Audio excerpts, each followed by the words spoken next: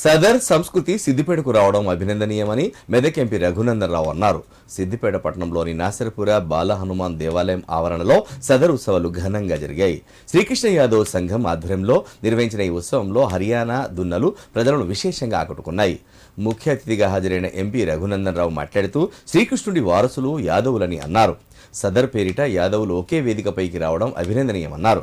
అనంతరం పట్టణంలో దున్నలను ఊరేగించారు. కార్యక్రమంలో జిల్లా బీజేపీ అధ్యక్షుడు మోహన్ రెడ్డి, నిర్వాహకులు కపిల్ యాదవ్, శ్రీకాంత్ యాదవ్, నరేష్, భానుచందర్, సాగర్ యాదవ్, మహేష్ తదితరులు పాల్గొన్నారు.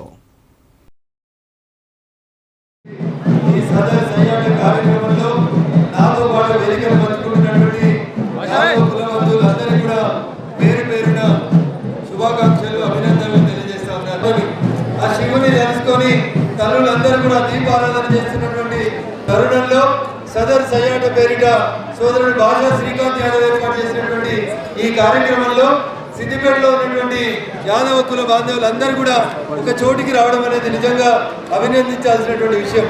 చిన్నారి సోదరిమణులతోటి చిన్నారి చెల్లెలతో సహా మొదలుకుంటే అందరు యువకులు పెద్దవారు కూడా ఈ కార్యక్రమంలో పాల్గొంచుకుంటూ ఉన్నారు.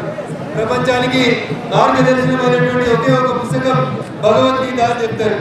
ఆ భగవద్గీతలో మనం ఎట్లుండాలి, మన కర్తవ్యం ఏంటి, యుద్ధం చేయాల్సి వచ్చినప్పుడు ఎవరి మీదనైనా ఎట్లా చేయాలి అనే కర్తవ్య బోధన చేసి అర్జునుడిని మహాభారతంలో ముందుండి నడిపించింది ఎవరు? శ్రీకృష్ణ భగవానుడు మాత్రం. కాబట్టి ఆ యుద్ధాన్ని అర్జునుడు గెలవగలిగాడు, పాండవులు గెలవగలిగాడు. అంత గొప్ప వంశానికి వారసులైనటువంటి మీరు ఎంత గొప్పగా నడవాలో, ఎంత గొప్పగా చరిత్రను తిరగరాయాలో ఒకసారి యాదవ బిడ్డలందరూ కూడా ఆలోచించాలని చెప్పి కోరుకుంటూ ఈ కార్యక్రమాన్ని ఇంత గొప్పగా ఏర్పాటు చేసినటువంటి యాదవ సోదరులకి శ్రీకృష్ణ యాదవ యూత్ అసోసియేషన్ సదర్ ఉత్సవ కమిటీ అందరికీ కూడా పేరు పేరున మరొకసారి శుభాకాంక్షలు, అభినందనలు తెలియజేస్తూ